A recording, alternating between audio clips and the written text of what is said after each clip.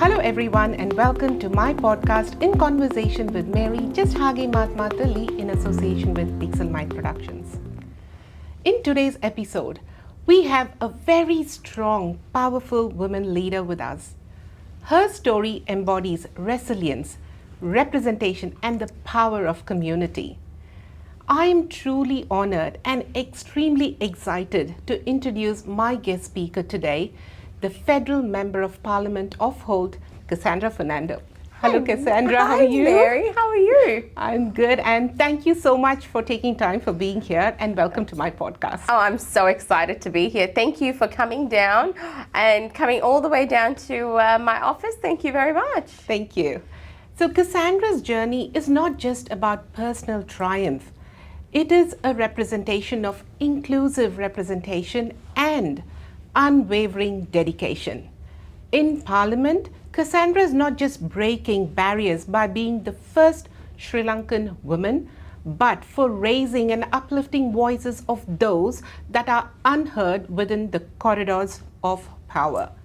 In this conversation, we are going to hear more of Cassandra's journey, her work in Parliament, and how she's shaping towards an inclusive Australia. So, Cassandra, to begin with, if you would like to share something about your journey from Sri Lanka to Australia, your early days, just so that our viewers know much about you. Yeah, thank you, Mary. So I came to Australia at the age of 11. I will never forget the day that when we landed in Melbourne. It was a cold winter's night, and it was something, first of all, coming from Sri Lanka, very hot to very cold. We were not used to that. And driving down Monash Freeway in July, the first thing I asked my mum was, where's the cows and the dogs? And her answer was, Cassandra, they must be sleeping because it's nighttime. I said, oh, okay. I'm like, what good cows and dogs they have in this country, right? Yeah, true. And coming from Sri Lanka, I mean, leaving what you know for 11 years was a very difficult task. Yeah. Your friends, your family, my cousins, my grandparents, because my grandparents lived with us. Yeah. And my nan and my pop did everything for us. So leaving them behind was something of the unknown. Exactly. Because you've grown with them. It's so difficult to leave them behind, isn't it? Yes. Yeah. So coming to a new country, figuring out not only a new life, but also figuring out life without what you've known all your life. And that was a difficult task for all four of us, as my brother, my mum, dad, and myself. Yeah. So you had relatives here, or you just I did have a couple of relatives here. Yeah. We lived in Melbourne for a week, and then we moved to Sydney. Right. And we stayed in Quakers Hill with my mum's best friend for 3 months. Yeah. And we were homeschooled for 3 months. Yeah. And Sydney was much warmer. But it was very different to Melbourne, but much warmer. And once my dad found accommodation, he found a house for us to live in. We moved back from Sydney to Melbourne. Nice. And then we started our life off in Dandenong North and in the southeast suburbs. And I have been living in the southeast suburbs since I landed in Australia. That's so nice. That's so nice to hear your, how you started, from when you moved from Sri Lanka to Australia. That's really good. What inspired you to step into public service and represent your community? So one of the things, when I was growing up, I used to watch Question Time. Question Time used to always start at 2:30, but I'd finish school at 3 o'clock. Yeah. And I would always, the first thing you do as a child is run to the TV. And my dad loves watching news. So Channel 24 was always on. And we used to get angry with Dad, right? Yeah. And so I used to watch the TV and I'd be like, oh, there's not a lot of people that look like us in Parliament House. Yeah. Which, was fine. Didn't cross my mind. Just at that time, didn't look like anyone like me in Parliament House. But as I grew older, I got more involved, especially with the union movement. When John Howard introduced work choices, I saw that affecting my family. I saw how it affected my work colleagues, because I used to work as a retail worker at Woolworths, Dandenong Plaza and Beaconsfield for almost 15 years. Okay. And I saw what those reforms would do to not only my family but to my work colleagues. Yep. And that's when I put my hand up to be a delegate for the union. Wow. So the retail union, they're the shoppies, SDA. Yeah. I was a delegate for a long time with them, and also HSR, health and safety rep, and I wanted to make a difference for my work colleagues at the time. Yeah. And as time went on, I got more and more involved with the union, because I saw the changes the union would make for the better for the workers. And then I started going to Swinburne University, and I asked my sociology teacher, what do politicians do? Oh, wow. Right? Very interesting question. Then she said, they make decisions on how much we get paid, what we watch on TV. They make big decisions for our lives. I'm like, oh, okay, that's interesting. So I got more involved because I wanted to change our lives for the better. Absolutely. And that's when I thought, when this position was opened, I put my hand up. I never thought I'd win. I'll be very honest with you, Mary. I never ever thought I'd win. I mean, there had never been a woman ever has held this seat before, ever. Absolutely. And no person of Sri Lankan birth had been in federal parliament before. So my odds were not very high there. And when I told my parents I want to run for federal parliament, the first thing my mum was like, are you sure? Oh, I said, yeah, I'm sure. And then my dad's like, yeah, I think you'll be good. You know, you'll be good. Let's, you know, see you love talking, Cassandra. Yeah. I said, yeah, I do love talking. So I put my hand up and I wanted to make a difference.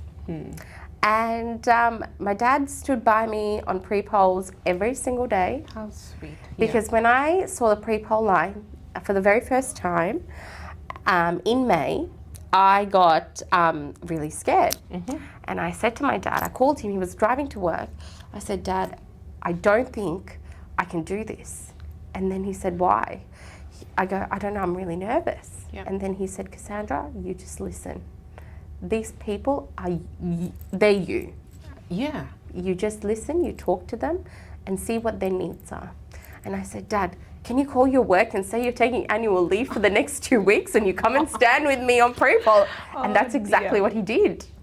And when I won, it was the biggest change.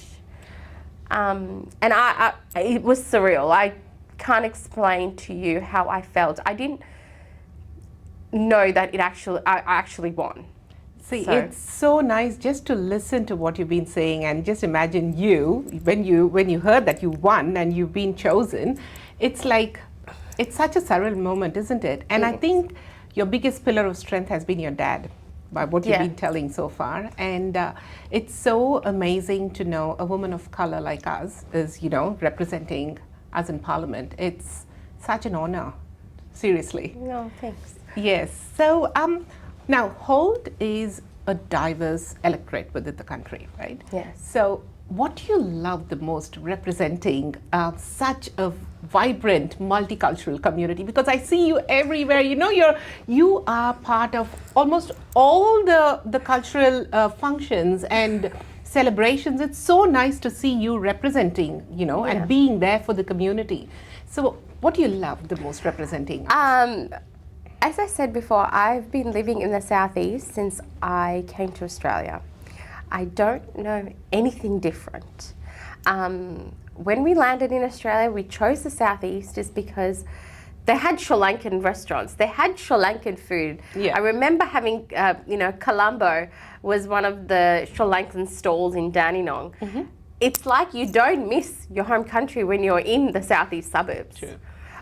Whether it be you want Indian or you want Nepalese or you want Fijian food, Yeah. whatever it may be, you can find it right here in Holt. Yeah. You do not miss it. And that's the best part about my electorate. It is so diverse, and Labor will always continue to support people from diverse communities. And I think that's what makes modern day Australia. Our multiculturalism is our strength in this country. True. And it's the strength of this electorate, because every day, Mary, I am learning something. I'm learning something completely different. Like this morning, I met with a church group from Samoa. Oh, okay. And they were just talking to me, you know, about their community. And these are the sort of things that I go, oh my goodness, I didn't know that before this morning. Now I do. So nice. So it's just the heart of diversity is right here in Holt. And my son growing up, he is of Macedonian Sri Lankan heritage, and he's growing up right here. Yeah. And he is in the heart of it. And I can't think of any place better in the world to, you know, bring my son up. That's so sweet. The next question that I have is, how do you ensure that the voices of different cultural groups are reflected and heard in Parliament? How do you? So in that? Parliament, Yeah. we have committees. Yes. So committees are at the heart of the decision-making table. And I'm in the Migration Committee. I was also in the Education Committee. I'm currently now in the Employment and Skills Committee. Yep. And one of the things that I take to the table is I always think of my family, English as a second language. And about 45% of this electorate speaks a second language other than English at home. Yep. So the previous minister, who used to look after the scams, one of the things I brought up to him was, his name was Stephen Jones, he's now retired, was a lot of people get scammed if English is not your first language. Yeah. And one of the things I told him was, we should have scam books in different languages. Because one, if you have it in your native language, you're more likely to read it. Yep. If it's in English, the piece of paper is just there. Yeah. So one of the things that, you know, I always think about is, you know, having websites in different languages, whether it be in Dari or Arabic or Sinhalese, Tamil. These are things that when I go to the decision-making table, I always advocate for people that don't have that voice. Yep. And that's how I do it, by especially remembering those people who don't speak English. And there's a True. lot of people in our Yes. community that don't speak, or English is not their first language.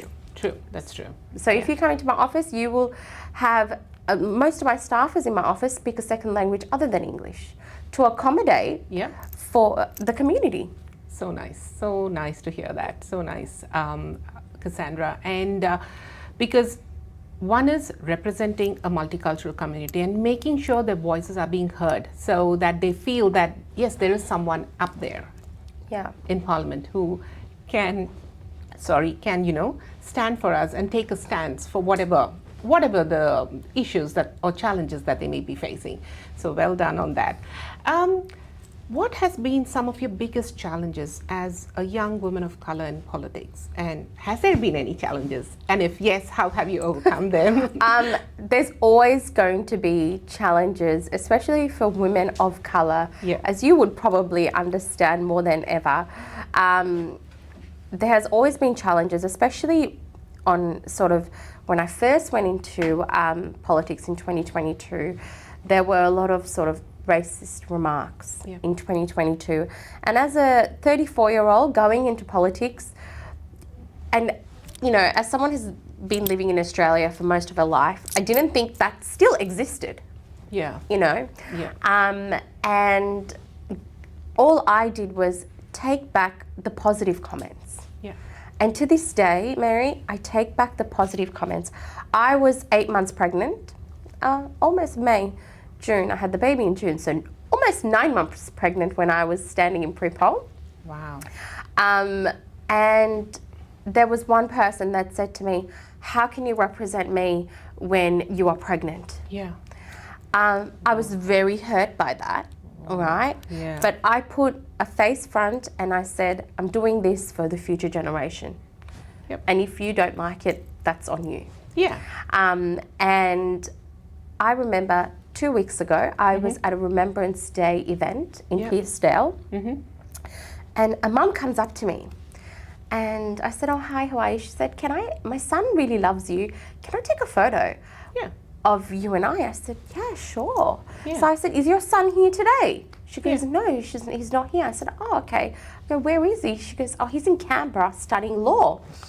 I said, oh, okay. Yeah. And then he goes, do you know who his biggest inspiration is? I said, no. Yeah.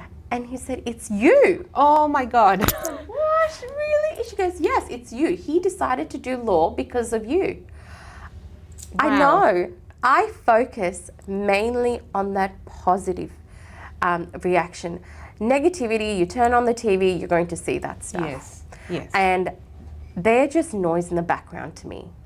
Yeah. All those comments I would hear or see or whatever it may be, they're just noise in the background.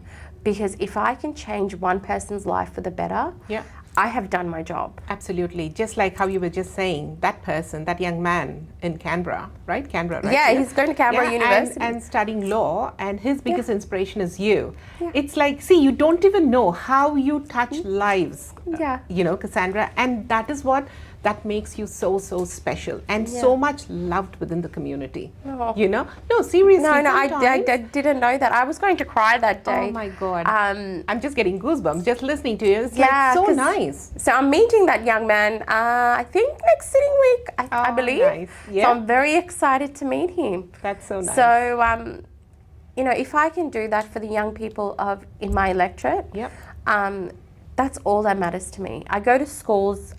I've been to a school this morning as well, and I was telling Year 11 students from Cranbourne West Secondary College, I went to a state school, and here I am as a federal MP. Wow. So anything is possible. Anything is possible, and you are the living example. Yeah. And that's what, when people look at you, there's so many things that they can learn from you. It's not just, oh, I'm a migrant, I've come to this country, I don't know, I have all these dreams, but I'm not sure if I could fit in. Yeah. And then they look at people like you, and then they say, yes, if Cassandra can do it, we can as well. That's right. So it's so good to see you being such an inspiration to people around us, right? Cassandra. Now, politics can be tough, right? As you just said, there's so many people who can, remark, give you positives, negatives. What keeps you grounded and motivated, in such situations? My family. Yeah. I am very grounded by my family. My faith. Yes. I'm very religious. I think, everything I have is thanks to God. Yeah. There's a power above me, and my community. They keep me grounded. It doesn't matter if I shop at Casey Central, that's where I shop. Yeah. Now you all know where I shop, Casey Central, not Fountain Gate. No, I do shop at Fountain Gate too. But from the time I walk into Casey Central, right, I just talk to constituents. Whether it be Kmart, whether it be Woolworths, whether it be Coles, or the fruit shop in Casey Central, from the moment I walk into that shopping centre, there will be someone that wants to talk to me, whether it be about policy or just the everyday conversation. How nice. And that's what I love, and I remember going to Kmart a couple of weeks ago, because I do love Kmart. Yeah. And one lady was just talking to me about her kids in school, and I was just having a good old chat with them, and these are the sort of things that keeps me grounded. It keeps me human. It reminds me every day why I stand up and fight for our community. And I'll continue to do that. Yeah, good on you, Cassandra.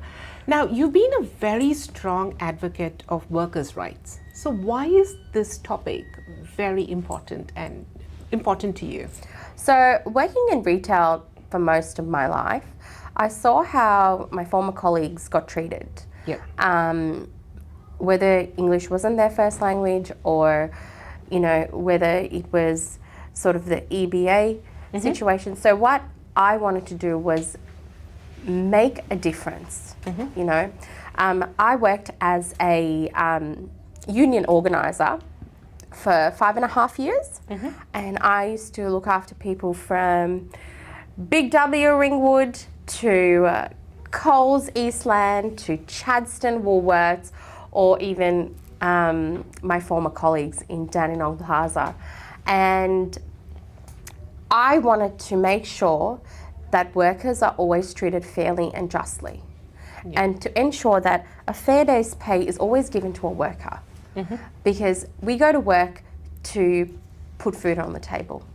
And that is something that the Labor government will never stop advocating, because Labor was created for people, the working people, for the working people. Absolutely. And, you know, we look at, as a party, for example, aged care workers have got a wage increase.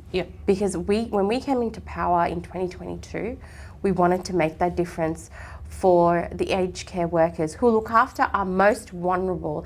And these people have given so much to our country. Why shouldn't we look after them? Absolutely. Childcare workers, a 15% wage increase for childcare workers. They look after the youngest and brightest. Absolutely. And in my community especially, I've visited a lot of the childcare centres in my community, and that was one of the biggest things that they have told me is, Cassandra, wage increases, we're not getting paid enough. I have listened, and I've wanted to make sure that we look after them. Absolutely. And I took this feedback back to the ministers going, we need to do better for childcare workers, and they have got a 15% wage increase, which they haven't got in a very, very long time. Good. So Cassandra, can you tell us the work that you're doing to improve access to local services, be it healthcare or education or transport? So Mary, my number one priority is families. That's the heart of this electorate. And I have one of the youngest electorates, the third youngest electorate in Victoria. One of the biggest things that we're doing, the Labor government, the federal Labor government is doing, is investing in Medicare, bulk billing. So you don't need your credit card to see a GP. All you need is your green Medicare card. And very recently, about 2 days ago, I went to Clyde North Medical Centre. They had mixed billing. And now, thanks to our incentive and the money that we have put into Medicare, it's fully bulk billed. Wow. And that's right in Clyde North, near Salandra Rise Woolworths. And that is something that I'm so proud to say that you don't need your credit card, you just need your Medicare card. One of the other things that's a top priority for me is mental health. As being a very young electorate, mental health for young people is something that I really want to work towards. Being a mother, I don't know what my son is going to be like in 15 years' time. But I want to be able, if he needs help, I want to be able to say, son, you can go to this person and it's free of charge. And the federal Labor government, and through my advocacy, to the Minister, Minister Butler, and also the Assistant Minister, Emma McBride, the federal government we are putting a Medicare mental health centre right here in Cranbourne. You don't need an appointment, you don't need a credit card, all you need is your Medicare card, and you can go, you don't need an appointment to see a GP, you can just walk in. Wow, that's so good. And that is something that I want, because it's very far sometimes if people live in Clyde North or Pearsdale, to get to Narre Warren or to get to Frankston on public transport, it's very difficult. So having something in the heart of Cranbourne is one of the best things that we can do as a federal government to ensure that we are looking after our younger Australians. In terms of phone reception, this is a very hot topic, Mary. Yes, that's so true. Whether you live in Cranbourne East or Clyde. Clyde or Clyde North, it's reception, reception, reception. True. And since I got elected in 2022, that is all I heard on those pre-poll lines. Now, whether I door knock, stand in train stations or street stalls, that is all I was hearing in 2022, 2023. And I did a survey, and I don't know if anyone remembers that. 2 years ago, I did a survey. There was 10,000 surveys that I posted out. Out of that 10,000, Mary, 6,000 replied to that survey. Wow. I still have those surveys in my office in that cupboard. That's a good turnout, to be honest. It's a huge turnout. People that lived in Clyde, Clyde North and Cranbourne East told me that they could make 000 calls. They can work from home. They couldn't do their university assignments from home. And it was a really big issue. And guess what, Mary? I can tell you that I've spoken to TPG, Telstra, Optus, and I have advocated for better phone reception, and I've spoken to the minister as well, and I brought the minister down about 3 times, Michelle Rowland, the former communications minister, for her to see with her own eyes what it's like to live in Clyde, Clyde North and Cranbourne East. True. And Mary, I can tell you there are 14 new towers coming up. Wow. I think so we need to give a big round of applause for that. That's so good. I'm so glad that's happening. And when is it going to happen? So constructions for those towers have already started. It's not as easy as everyone thinks. So there are a few hurdles you have to get through before those towers can go up. So they've started now and they're going till 2027. So early 2027 is when the construction should be done for those towers. In the next couple of months, Riverland Road and Bells Road, there's a tower coming up in the next couple of months. We're just waiting confirmation from the telecoms to tell us about it. So there you go. That's one coming up in the next couple of months. I personally am very happy because we live off Bells Road. So. Oh, right. There you go. So that's so nice to hear. And, you know, just listening to all the initiatives that you are working on and have worked on, it just makes me feel so good about it. And no wonder you've been, you know, appointed again for Holt as the MP. So very good on you, Cassandra. Can I ask you just one question? Before we go to the next, there's one more thing I want to tell you. The biggest bottleneck in my electorate is Berry Cranbourne Road, Thompson's Road roundabout. That was my question. Next question. That is the biggest problem in this electorate. And I swear to God, I would drive on that road and I would be very angry because everyone's jumping lanes. Yeah, true. And this was something that I said, and I remember coming into the office and I said to my team, we need to do something. Yes. So what I did was I went door knocking in that area. I did street stalls in that area. And guess what I heard? Cassandra, that roundabout. Cassandra, it's a pain, that roundabout. I went to the Minister for Infrastructure, her name is Catherine King, and I said, we need to make a change to this roundabout, please. Yes. I never stopped bothering her, and I said, we need a change, we need a change.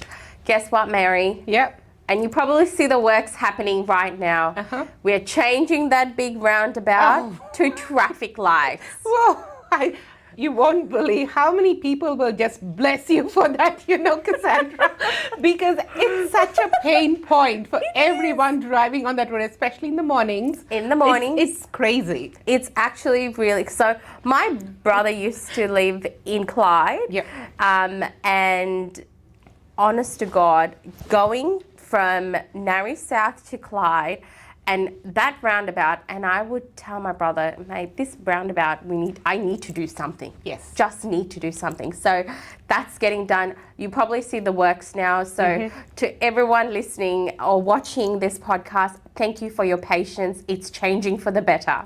Yeah, so you know why? See, this is why you should, again, when her time is up, you need to re-elect her, because she is not just a person. When I say she, Cassandra is not just a person who just does the talks. She walks the talks. So I can't be, when I say I'm representing the entire community, say thank you for, working tirelessly, especially for that roundabout. And when things work and when the roundabout goes and the traffic lights are up, every time people pass there, they're going to bless you for sure. So really, thank you for that. Now, Cassandra, you are a new mom, right? And how do you juggle parliamentary duties, being a mother? How do you strike work-life balance? First of all, Mary, I feel beyond blessed to be a mother. It is the greatest gift of all for me, is to become a mother.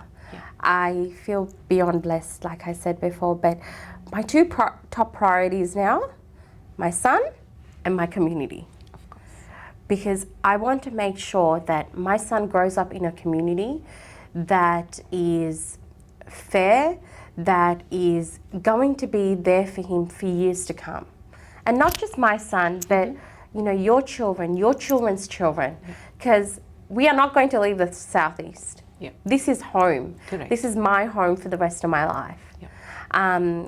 So I have the best support network, Mary, in the whole world.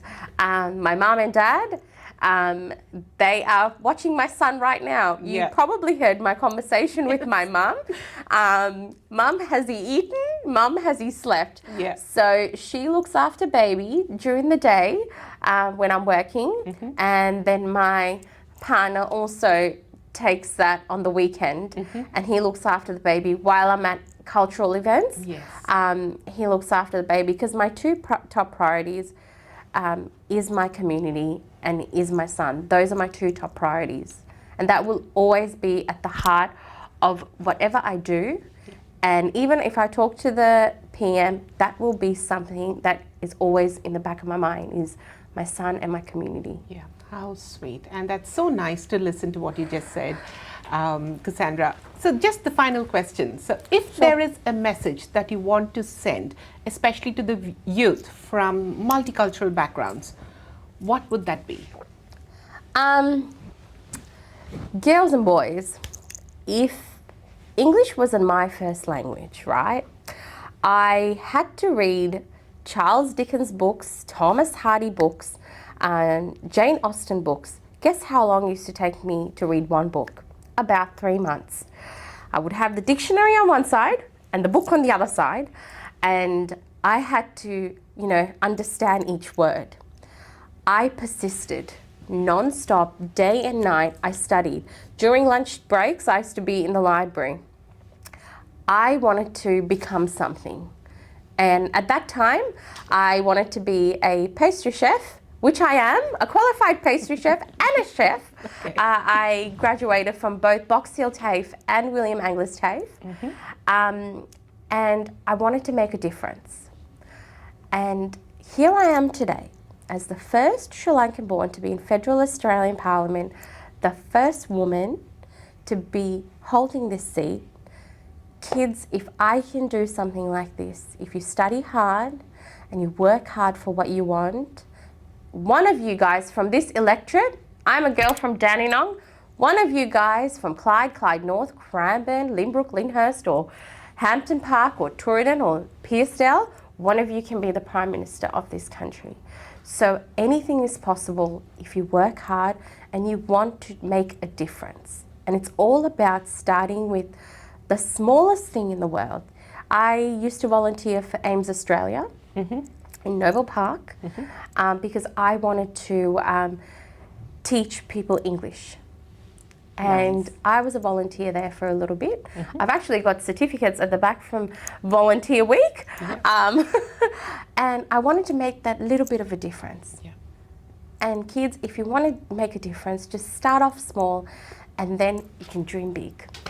Oh, that's such a lovely message and such a strong message. And I'm sure our youth who will be listening to this podcast and watching this podcast soon will be so happy to just, to listen to what you've just said. And I'm sure there'll be so many of them who will take it up and run with what you just said. I hope so. I really hope so. So we've finished our podcast now, but before we say goodbyes, there is one light segment. It's called the Fast Five. Fast Five. I'll Okay. ask you a question, so just tell me what comes to your mind. All right, let's. Oh, this It's is got nothing to do with parliamentary duties, all right. to be honest. Let's do it. Okay, so let's go. What's one thing Cassandra cannot start in the day? Like, is there anything that you need to definitely have before you start your day? Coffee. Perfect. Are you a sweet person or a savory person? Oh, sweet. As a pastry chef, sweet. Sweet all the time. Very good. So what's one of your favorite hobbies or traits that most of us don't know? I love singing. Ooh. So I do now only sing the national anthem everywhere I go. But my poor son hears my singing 24/7 when he's away. Yeah. So I love singing, and the other thing I love doing is cooking. Oh. So I experiment a lot. So today I am having some constituents in my office.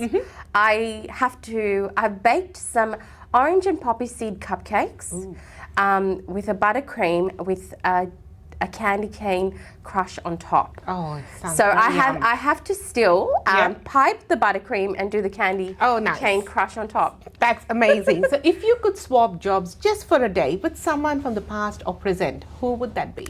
Oh wow! If I could swap jobs for a day. Just for a day. Look, I said I love singing, right? I've always wanted to be able. I mean, I've sung on stage before. Yes. But I would love to sing to 100,000 people one day, and that's something. If I could do that once in my life, yeah, that would be fun. Beautiful. So the last one. Is there any song or a TV show that just cheers you up when you listen to them or see them? So there are two shows that I absolutely love to watch. Yeah. Big Bang Theory. Oh my God, Sheldon. I love Sheldon. Who doesn't love Sheldon? I love him.